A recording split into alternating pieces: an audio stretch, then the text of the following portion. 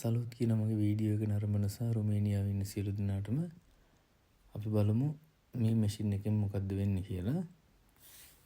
මේ මැෂින් එකට කියනවා recycle bin, recycle box, recycle bottle machine කියලා.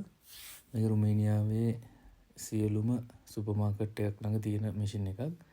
මේකෙන් කරන්නේ ඉවත දාන බෝතල් මේකට දාන එක. හැබැයි මේක විශේෂයක් තියෙනවා. ඒ ඉවත දාන බෝතල් හැම එකටම මේ මැෂින් එකට දාන හැම එකටම අපිට බණී 50ක මුදලක් අපිට ගෙවනවා.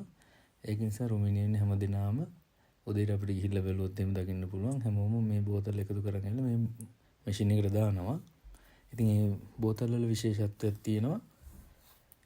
ඒකට මාක් එකක් තියෙනවා. ඒ කියන්නේ කොයින් එක වගේ මාක් එකක් තියෙනවා. ඉතින් ඒ තියෙන බෝතල් තමයි මේකට දාන්න පුළුවන්. අපේ ලංකාව වගේ තැන තැන කවුරුත් බෝතල් දාන්නේ නැහැ. කසල බැහැර කරන්නෙත් නැහැ. මේවට මැෂින් තියෙනවා. ඒවට ගෙනල්ලා දානවා. ඒවෙන් අපිට ප්‍රතිලාභයකුත් හම්බෙන නිසා හැමදෙනාම මේකට ඇවිල්ලා මේ විදිහටම බෝතල් දානවා. ඉතින් මේ රටේ ප්‍රධානම දෙයක් තමයි කැසල කළමනාකරණය කරන එක. ඒක නිසා නිකන් කසල කොහෙවත් බැහැර කරන්න බෑ. කසල දැම්මත් ඒකට වෙන මැෂින් එකක් තියෙනවා. ඒකට QR එකක් තියෙනවා. එතකොට ඒ QR එකට තමයි මැෂින් එක ඕපන් වෙන්නේ. ඒකට තමයි කසල බැහැර කරන්න ඕන. ඉතින් මේ වගේ මැෂින් එකකට තමයි බෝතල් දාන්න තියෙන්නේ. අද ඔයගලන්ට බලා ගන්න පුළුවන් කොහොමද දාන්නේ සහ මේකෙන් අපිට කීයක් එනවද කියන එක.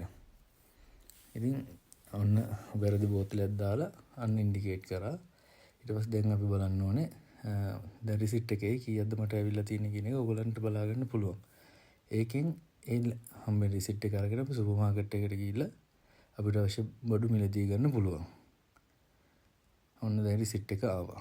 එතකොට මට ලේ 11ක මුදලක් හම්බෙලා තියෙනවා. මට සුපර් මාකට් ගිහිල්ලා මේකට දැන් බඩු ගන්න පුළුවන්.